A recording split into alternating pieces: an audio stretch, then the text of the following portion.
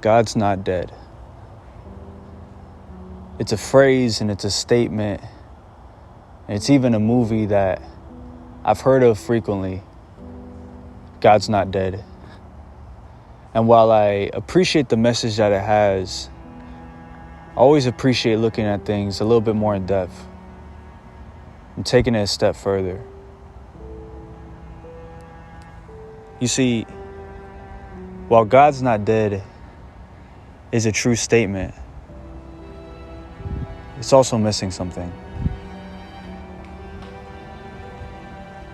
At least for me, when I'm in dark times and turbulent moments, sometimes I need a little bit more than simply God's not dead to get through.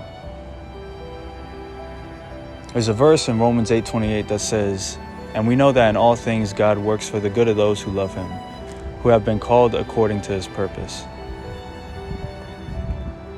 All things work together for my good.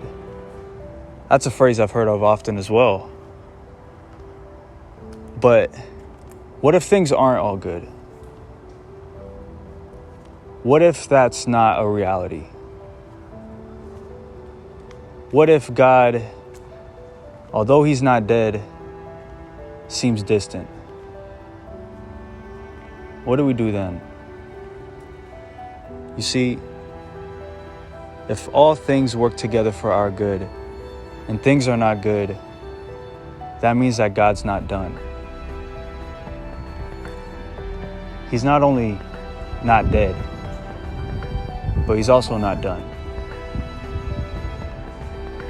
In the meantime, when you don't understand what he is doing, trust in who he is and what he does, not just whether he's living or not. Think of a seed. A seed doesn't grow on a shelf or a table. It grows in the ground. It grows in the darkness. It gets buried.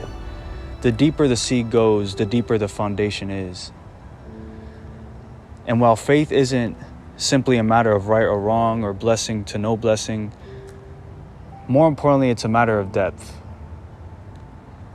How deep are you willing to go to grow? Coincidentally, there's light at the end of the tunnel. It's a common saying as well, but what exactly does that mean?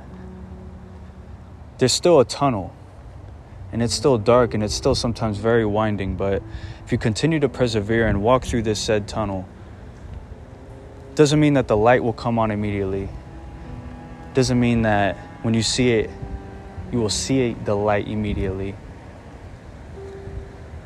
It means that everything that you're going through at this very moment is preparation for what you have asked God for.